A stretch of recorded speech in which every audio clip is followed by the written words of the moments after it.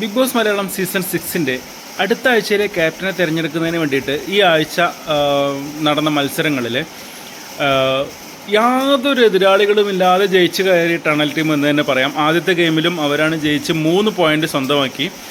രണ്ടാമത്തെ ഗെയിമിലും അവർ ജയിച്ച് 3 point. Total 6 point ഇപ്പോൾ ടണൽ ടീമിനുണ്ട്. ഇനി ഒരു ഗെയിമും കൂടെ. ഇപ്പോൾ ശരിക്കും 3 ഗെയിമാണ് സാധാരണ എല്ലാ ആഴ്ചകളിലും വീക്കിലി ടാസ്ക്കായിട്ട് വരാറുള്ളത്.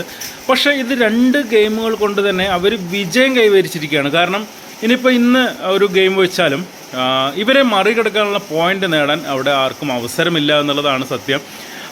ഇപ്പോൾ ഇന്നലെ 2 പോയിൻ്റ് ലഭിച്ച ഒരു ഡെൻ ടീം അവർ ഇന്നൊരു ഗെയിം വെച്ച് അവർക്കൊരു 3 പോയിൻ്റ് കിട്ടിയാലും 5 പോയിൻ്റേ ആവുള്ളൂ. അതേപോലെ തന്നെ മറ്റ് നെക്സ്റ്റ് ടീമിനും ഒരു 3 പോയിൻ്റ് കിട്ടിയാലും ഇവരെ മറികടക്കുന്ന ഒരു പോയിൻ്റ് അവർക്ക് കിട്ടില്ല.